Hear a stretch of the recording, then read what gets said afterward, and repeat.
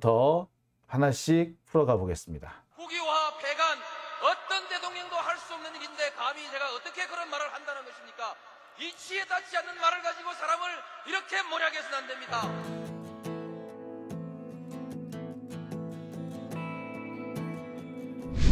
기나긴 밤이었거든. 압제의 밤이었거든. 사랑이 한 몸 썩어져 이 붉은 사나에 사랑 해방의 횃불 아래 벌거숭이 사나에.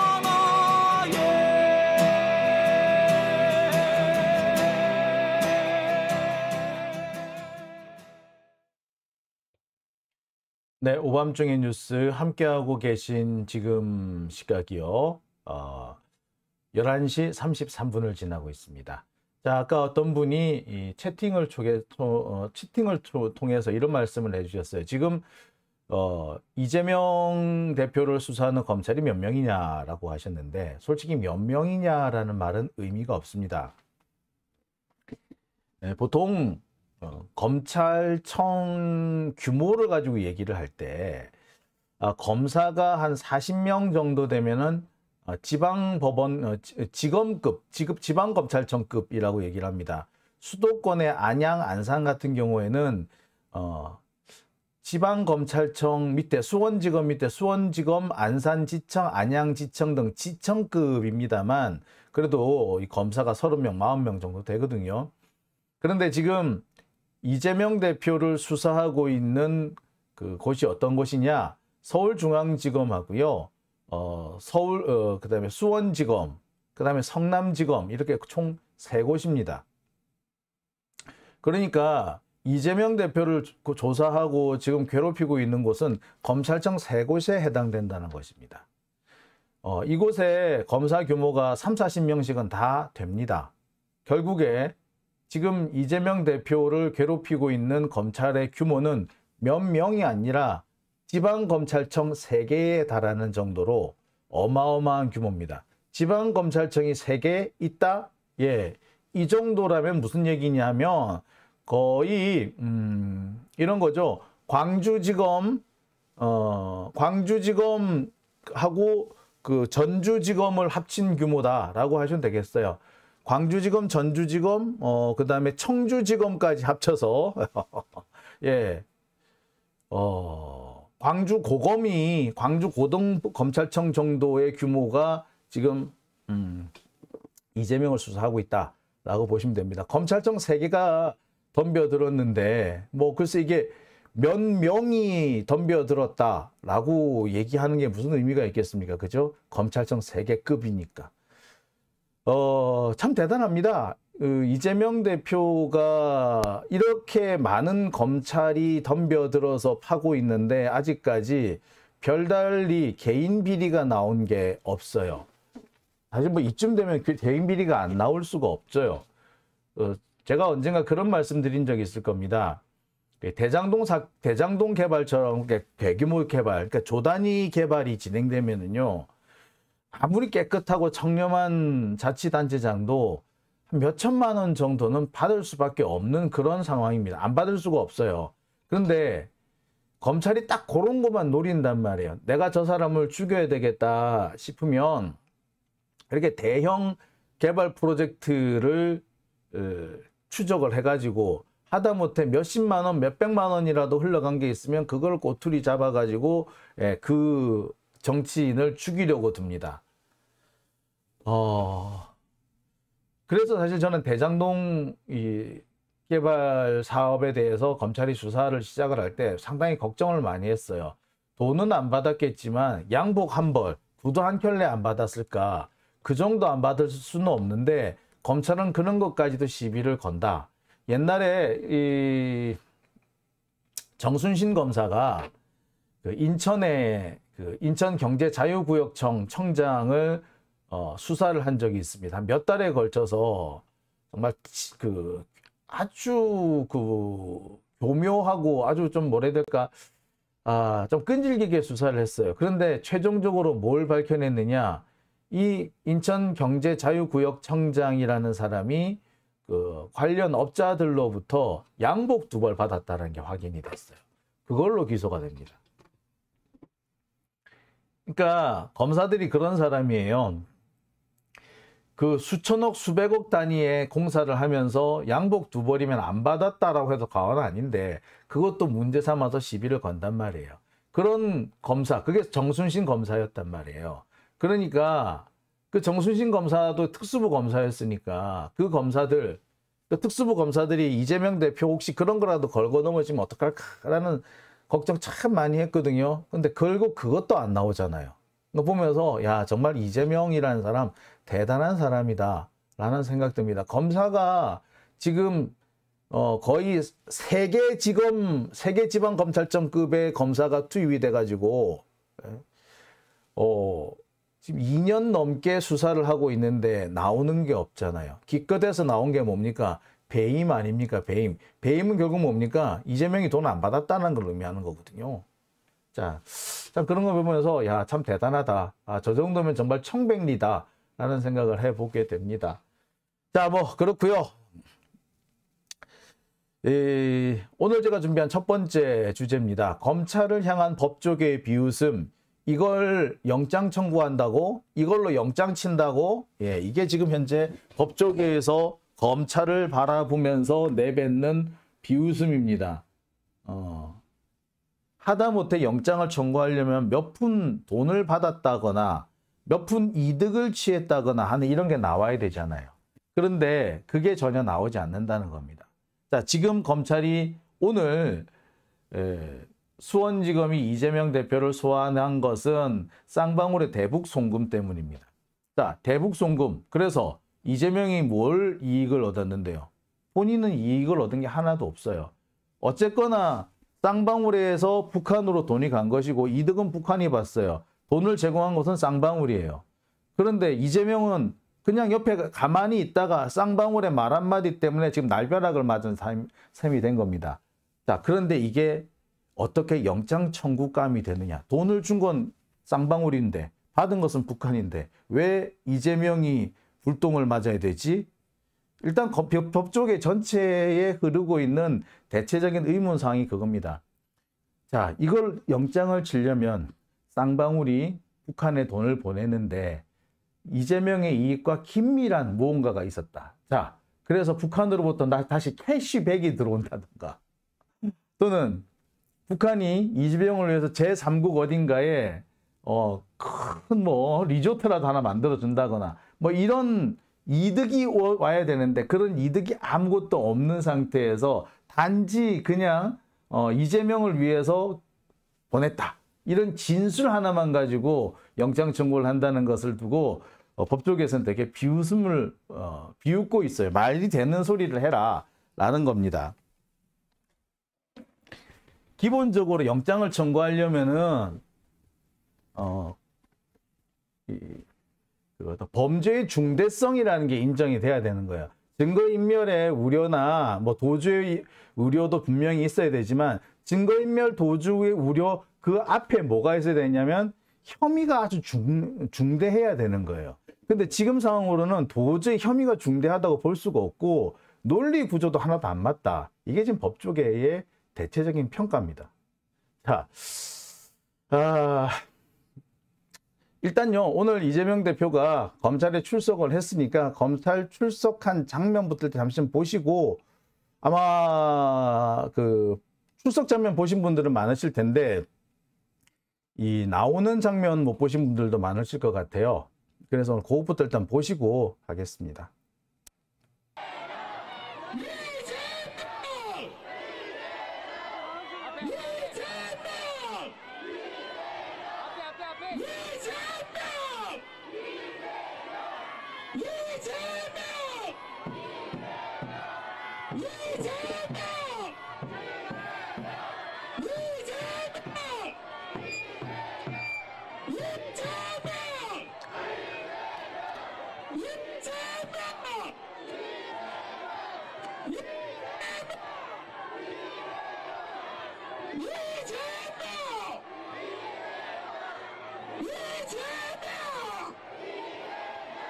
소리가 났습니다.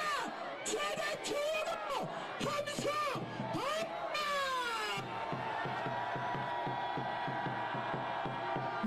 계속하겠습니다. 이재명.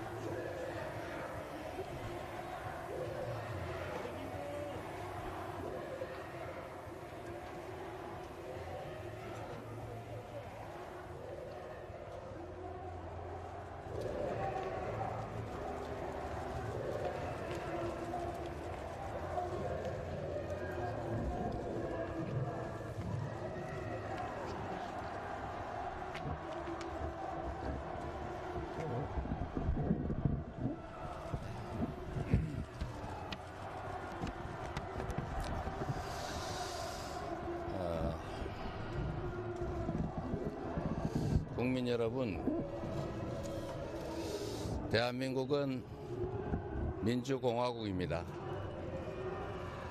국민이 곧 국가입니다. 국민 주권을 부정하는 세력이야말로 반국가 세력입니다. 내가 국가다 이런 생각이야말로 전체주의입니다. 윤석열 대통령은 민주주의, 민생 파괴, 평화 파괴 행위에 대해서 그리고 국민 주권을 부정하는 국정 행위에 대해서 국민에게 사과해야 합니다.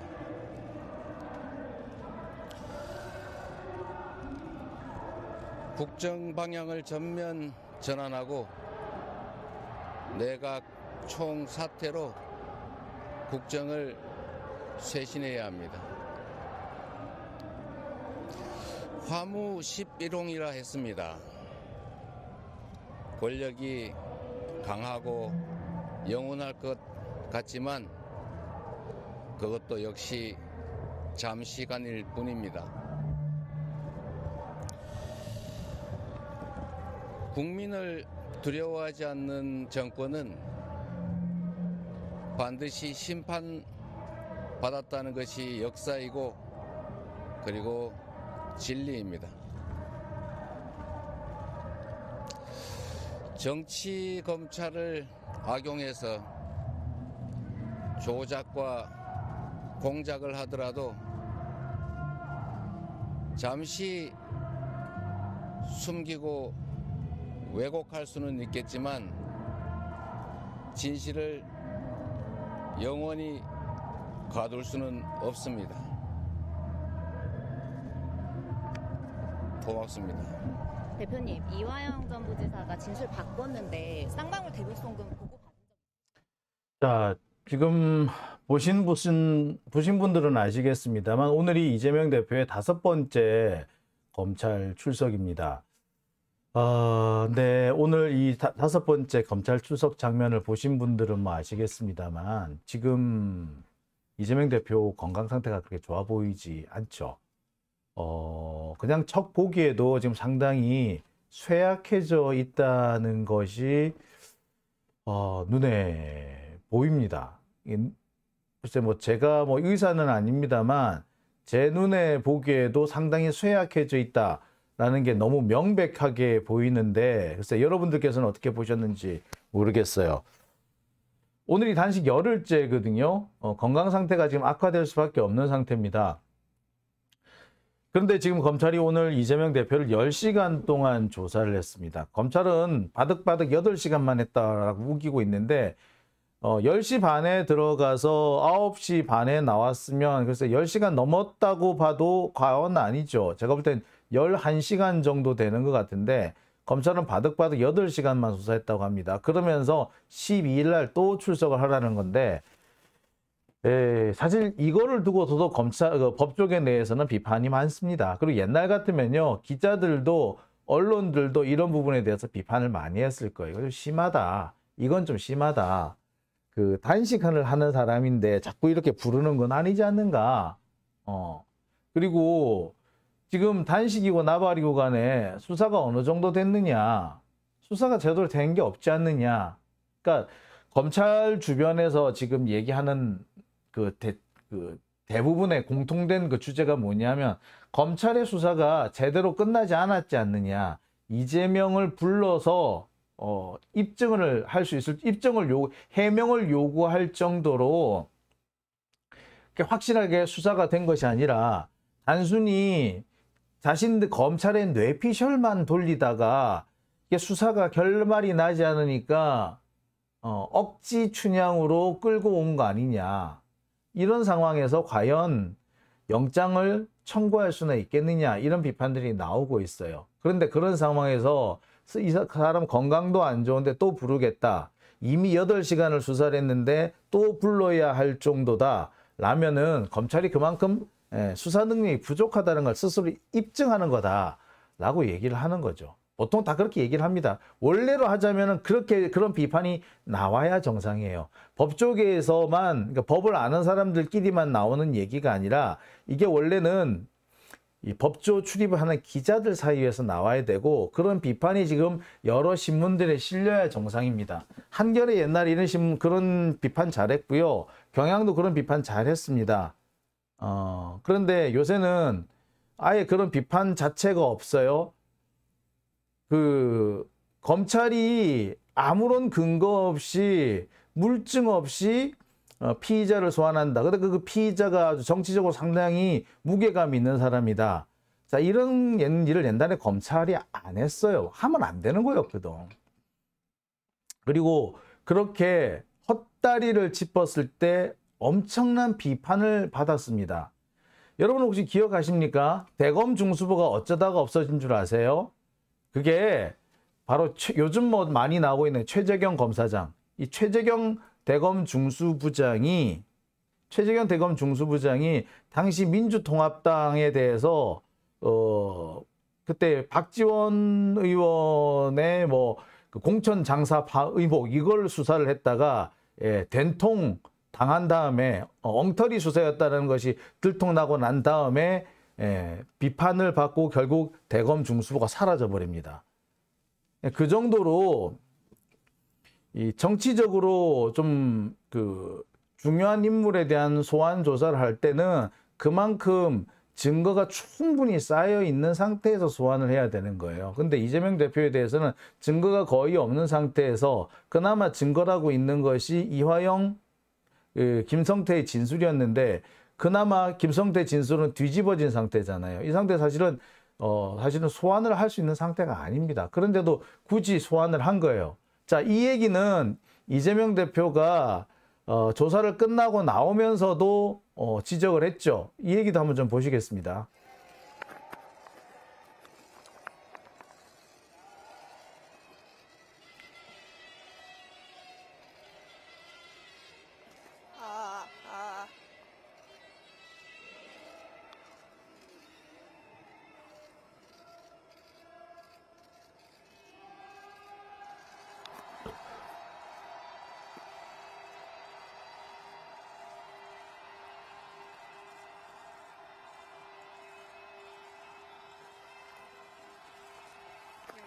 너무 가까이 좀 하지 마. 오늘 조사에서 어떤 부분 소명하셨습니까?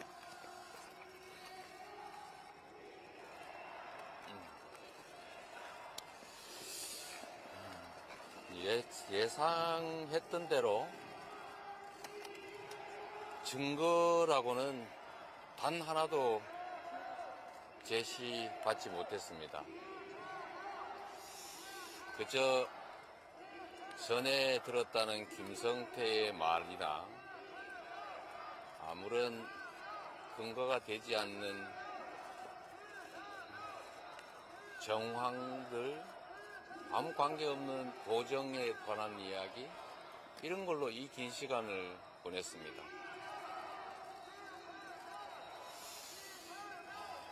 상식적으로 있을 수 없는 이런 내용으로 범죄를 조작해 보겠다는 이 정치검찰의 연민을 느낍니다. 검찰 권력을 사유화해서 정적을 제거하고 범죄를 조작하는 이런 행태야말로 반드시 청산돼야 될 악습이고, 그럴 힘으로 경제에 관심 더 가지고 국민들의 민생 문제에 더 나은 대안도 만들어내고 한반도가 전쟁 위기로 치닫지 않도록 노력하는 게 바로 정부가 또 대통령이 할 일이다 라는 말씀을 다시 드립니다. 대표님, 12일 오전에 검찰이 한 번 더 출석하라는 요구를 했는데 이에 대해서 혹시 응하실 계획이신가요? 제가 무슨 힘이 있겠습니까? 무소불위 검찰이 오라면 오고 가라면 가고 할 수밖에 없는 패자 아니겠습니까? 소환을 오늘 조사를 다 못했다고 또 소환하겠다고 하니까 날짜를 협의해서 또 5번째든 6번째든 나갈 것입니다. 대표님 조사 과정에 관한 얘기는 우리 이태한 변호사께서 설명하실 테니까 저는 여기까지만 하겠습니다. 우리 조사 관련해서는 그러면 예, 조사 열람 시간이 길어진 것으로 좀 보이는데요. 조사 예. 열람은 마무리를 하고 자, 보시다시피 이재명 대표의 현재 건강 상태가 매우 안 좋다는 게 여러분들이 눈으로 보시기에도 확연히 좀 드러나 보이죠. 들어갈 때는 그나마 좀 건강한 모습이었는데, 그나마 좀 기운이 있는 모습이었는데, 이 나올 때 모습은 옆에서 보기가 불안할 정도로 지금 상당히 상태가 안 좋아져 있는 그런 모습이 명백히 거의 명확하게 보입니다. 이렇게 특히 그 사진을 찍는 와중에 카메라 플래시가 이렇게 반짝반짝 번쩍번쩍 터질 때 되게 이제 힘들어하는 모습 보이시죠? 이게 광민감성이라는 겁니다. 이렇게 사람이 이제 컨디션이 아주 나빠지게 되면은요, 주변의 자극에 되게 민감하게 되고 그 주변의 자극으로부터 좀 도망가려고 하는 그런 그런 그 양상이 생깁니다. 그 중에 하나가 이제 빛에 민감해지는 거거든요. 왜 우리 많이 아플 때 밝은데 좀 나가기 힘든 그런 경우 있잖아요. 특히 많이 피곤하다거나, 여러분 혹시 왜 아주 많이 피곤한 경우에 또는 왜 그 숙취가 심한 경우에 그 다음 날까지 밝은 햇빛을 보기 어려운 그런 경우가 좀 있죠. 또는 뭐 너무 많이 피곤하다든지 몸살이 심하게 걸린 경우에 창문으로 새어 들어오는 햇빛이 너무 눈부시게 느껴지는 그럴 때가 있습니다. 그런 걸 광민감성이라고 하는데요. 지금 이재명 대표 상태가 광민감성, 그러니까 그 플래시, 그 카메라 플래시가 아주 힘들게 느껴질 정도로 거슬릴 정도로 지금 광민감성이 심한 상태인데 전형적으로 이러한 모습은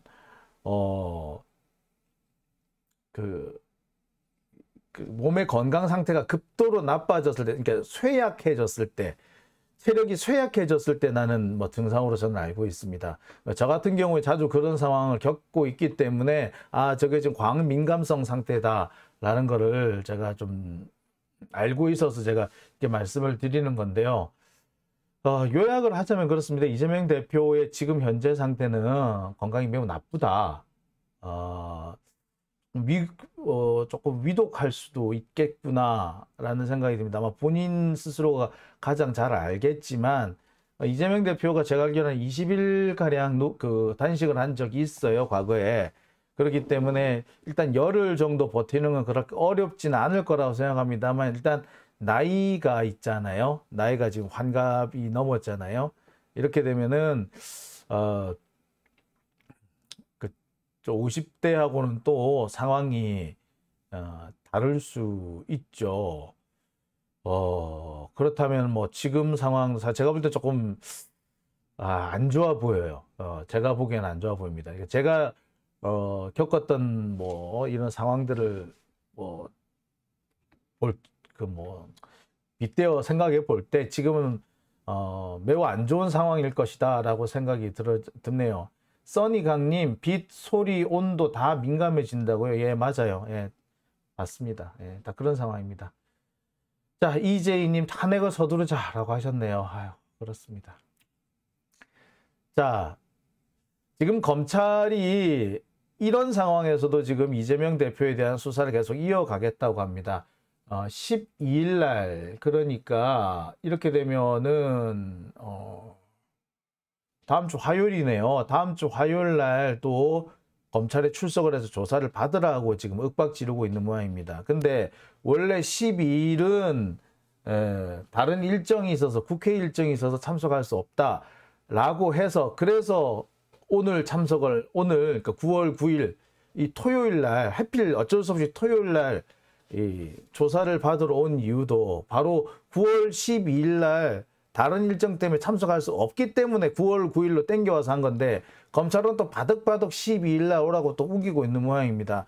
자기들 눈으로도 지금 이재명 대표 상태가 그닥 좋지 못하다는 거를 너무나도 잘 알고 있으면서 이렇게 억지를 부리는 거는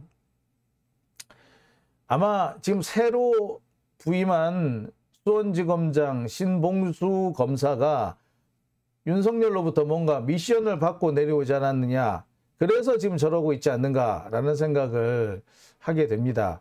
여러분 기억하실 겁니다. 이 수원지검 2차장 검사가 교체됐었어요. 여러분 혹시 아실런지 모르겠지만, 네. 검사 이재명에 대한 수사를 제대로 못한다고 속도감 있게 못한다고 교체가 된 적이 있었어요. 그런 자리에 지금 이번에 신봉수 대검 중수부장, 그러니까 대검 반부패부장을 다시 하방을 시켜서 내려 보냈는데 그만큼 지금 윤석열이 여기에 힘을 많이 쏟고 있다는 걸 의미하겠죠. 그러니 신봉수 입장에서는 이재명이 굶어 죽든 아니면 쓰러지든 자신은 알 바 아닌 거지. 쓰러지면 또 쇼한다고 그러겠죠. 이 검사 놈들이 요즘에 이렇습니다. 지들 때문에 지들한테 수사받다가 죽었는데 이재명 때문에 죽었다라고 억지 쓰는 게 그게 검사들 아닌가요? 수사받다가 죽었으면 검사 때문에 죽은 거지. 그게 왜 이재명 때문에 죽은 겁니까? 예? 안 그래요? 그거를 그런 식으로 기사 쓰는 기자가 놈들이 나쁜 놈들이에요. 솔직히 말하자면. 안 그렇습니까? 아니 역대 검찰 수사를 받다가 죽은 사람 그 검찰 때문에 죽었다 그랬지. 예? 누가 예컨대 박근혜 국정농단 사건 때 뭐 제법 서너 명 정도가 극단적인 선택하지 않았습니까? 그럼 그 사람들이 박근혜 최순실 때문에 죽은 거예요? 한 번도 그런 얘기 한 적 없잖아요. 다 검사들이 죽였다고 그러지 않았나요? 근데 왜 갑자기 이재명한테 와가지고는 갑자기 검사 때문에 죽은 게 아니라 이재명 때문에 죽었다 그래요? 네? 자, 마찬가지로 지금 검찰은 이 상황에서 이재명이 쓰러지면 이재명 보고 엄살 부린다 그럴 것이고, 만약 이재명이 위독해지면 한동훈은 또 그렇게 간족될 거예요. 누가 굶으라 그랬냐고. 그렇게 간족될 겁니다. 그런 식으로 몰고 갈 놈들이에요. 뭐 전혀 아이고 참. 좋습니다. 뭐 다 그렇게 하든가 말든가, 문제는 증거가 있다면 그렇게 할 수도 있겠지. 그런데 지금 현재까지 진행되고 있는 검찰 수사를 보면서 법조계에서는 하나같이 비판 일색입니다. 왜? 몇 가지 이 비판을 하는 포인트가 있습니다. 첫 번째 포인트가 뭐냐면요, 증거가 없다라는 거예요. 크게 말하자면 세 가지 포인트라고 볼 수 있습니다. 첫 번째 포인트는 뭐냐? 사건이 전혀 중대하지 않은 사건이다. 자, 이 구조가 뭡니까? 쌍방울이 북한에 돈을 보냈다.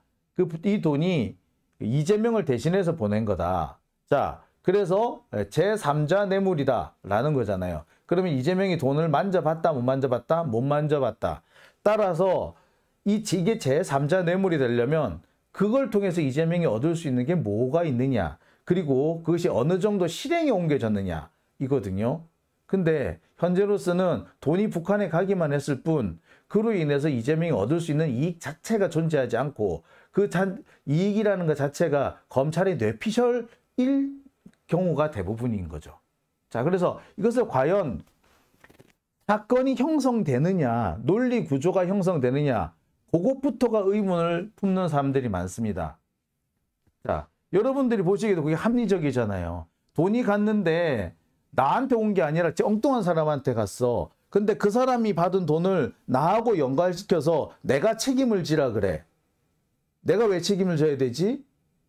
내가 시켜서 줬거나, 아니면 저렇게 돈이 제3자한테 간 돈이 어떻게 돌아서 나한테 이득으로 돌아오거나, 이렇게 됐을 때 이게 내가 책임질 수 있는 돈이잖아요. 근데 그런 구조가 만들어졌느냐? 안 만들어졌다는 거야.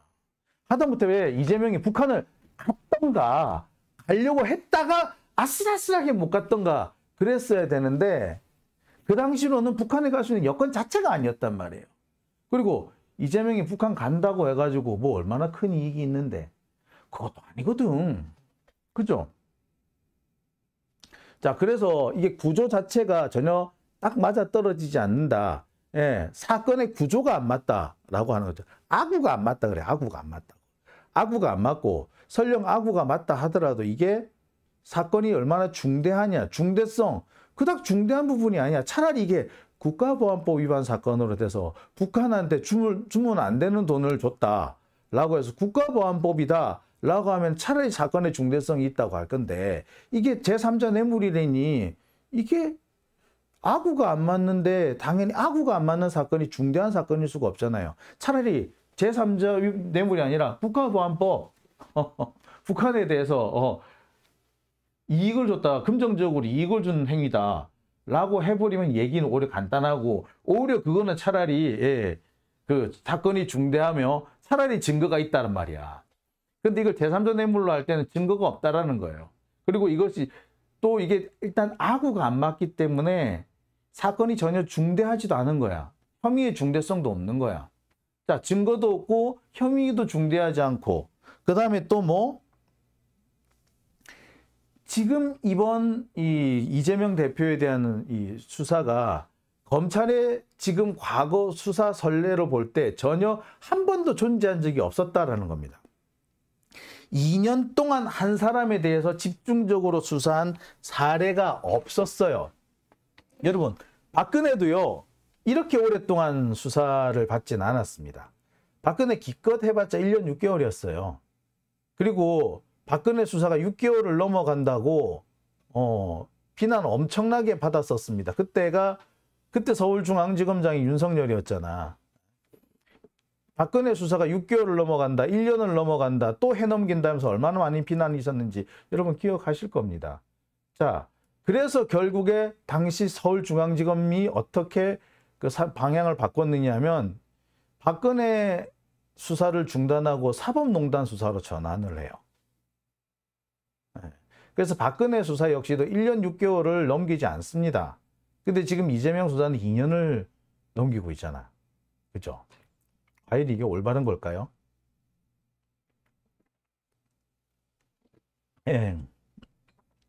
자, 이런 점 때문에 법조계 내에서도 비판이 일고 있는 겁니다. 이 상황에서 영장을 치겠다고? 그러면 수사가 돼서 영장을 치는 것이 아니라 그냥 영장을 치라는 지시가 내려와서 그냥 억지로 밀어붙이는 거네 라고 얘기를 하는 거죠. 그러니까 법조계에서 비웃음이 나는 거지. 야, 저게 검사냐? 야, 까라면 까는 군발이도 이보다는 요새는 그렇게 안 한다.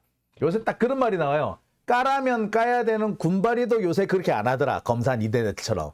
왜? 요즘 저기 박정훈 대령 보시죠? 딱 아닌 거 아니다라고 딱 부러지게 말하지 않습니까? 틀렸다라고. 그래요. 원래 까라면 까는 대표적인 직종이 뭐였습니까? 군인이잖아요. 근데 요새는 군인, 그것도 해병대에서도 아닌 건 아니다라고 얘기를 하는데 지금 이 시간까지 까라면 깐다고 해서 있지도 않는 사건을 만들어내고 있지도 않는 진술을 짜 맞추는 역할을 하는 데가 어디? 검찰. 진짜 일제시대 군발이 같은 역할을 그대로 하고 있는 게 지금 검찰이죠. 그러니까 비웃음을 안 사겠어요? 단순히 검찰이 이재명에 대한 영장을 억지로 청구하려고 한다고 해서 비웃음을 사는 것이 아니라 지금 하고 있는 꼬라지가 21세기 대한민국이라고는 도저히 믿겨지지 않는 그런 후진적이고 퇴행적인 모습을 보이기 때문에 비웃음을 사는 겁니다. 앞으로 검찰의 비웃음 점점 커질 거예요. 그리고 플러스에서 기자들에 대한 비웃음도 점점 커질 겁니다. 기자들이 옛날에 뭐로 존중을 받았겠어요? 옛날부터 기자들 싫어하는 사람 엄청 싫어했어요. 알죠? 여러분들 다 아시죠? 그런데 범접 못할 한 가지가 있었어. 뭐? 결정적인 순간에 결정적인 한마디를 해서 결정적으로 가진 자, 권력자의 그 의도를 좌절시켰기 때문에 그런 거예요. 검찰 출입을 하는 법조 기자도 마찬가지였습니다. 결정적인 순간에 야, 이 정도는 심하지야. 우리가 지금까지 가만히 보고 있었는데 이건 좀 심하지 않냐? 라고 꼭 집어주는 모습이 있었어요. 그게 법조 기자들의 역할이었습니다. 2년 동안 계속 수사가 됐는데 아직까지 돈을 받았다. 돈 받은 흔적이 안 나오잖아. 항상 다른 사람이 받은 돈을 이재명한테 갖다 덮어 씌우고 있잖아. 그렇죠? 이게 뭔데? 그 2년 동안 수사에서 이거밖에 안 나왔어요. 그러면 기자들이 아이고 고마해라 고마해. 얼마 전에 홍준표가 한 얘기가 사실은 기자들 입에서 나와야 되는 거야. 실은. 야 고마해라 너무한다. 그리고 원래 수사는요 6개월 안 갑니다. 여러분 특검 수사가 왜 6개월이게? 특검이 왜 6개월 동안밖에 못 하는데? 원래 특검 3개월 하고 3개월 연장할 수 있는 게 그게 특검이잖아요. 왜 그렇게 만들어 놨는데요? 그보다 더 길게 수사를 하지 말라는 건 취지인 겁니다. 검찰도 마찬가지예요. 진짜 두세 달, 길어봤자 4달이면 끝날 수사, 아주 길게 잡아봤자 6개월이면 끝날 수사를 지금 2년 넘게 계속 한 주제만 물고 늘어지지 않습니까? 이거 정상이겠어요? 이게 정상이 아니라고 비판을 언론이 해줘야 되죠. 근데 아무도 안 하잖아. 이게 언론이냐고. 이러니까 기레기 소리 듣는 거야. 아유 참.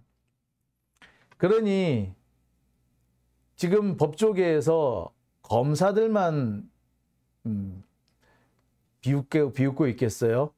기자들도 같이 비웃고 있습니다. 근데 문제는 기자들만 몰라. 아이고 등신들아. 아이고 등신들아. 자, 오밤중의 뉴스 제가 준비한 첫 번째 주제는 여기까지고요. 이어서 두 번째 주제로 넘어갑니다.